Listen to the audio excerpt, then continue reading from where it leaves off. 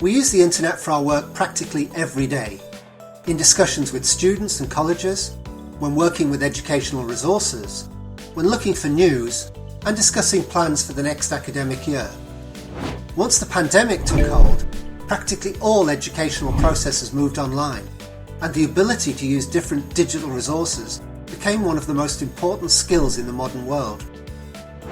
Regardless of your objectives or the tasks you aim to complete when using global networks, it's important to remember certain security rules when working online. Let's take a look at the basic rules that will help you in your work. Use only corporate accounts for your professional work. Even if your school doesn't have a single infrastructure, for example, based on G Suite or Office 365, you should still create a separate account that you can use for professional assignments. There are several reasons to do this. For example, maybe your personal email address looks something like wildfox1979@hotmail.com. Now, while students might find this funny, it's better to have an official address that contains the domain of the educational institution you work for. What's more, you'll then know for sure that the messages in your inbox are related to your professional activities and not ads or information about discounts at your favourite store. Create strong and unique passwords for all services that you use in work and your outside life.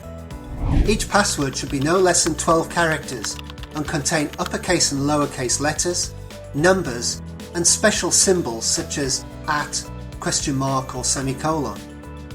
Passwords must be unique. The rule is one password for one service.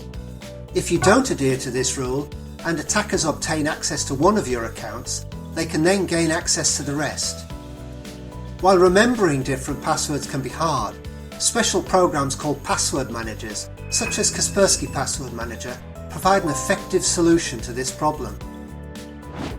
Be aware of new types of online threat. Use professional resources to stay up to date on relevant cybersecurity news and different types of threat that you may encounter online. For example, you can read the Kaspersky blog.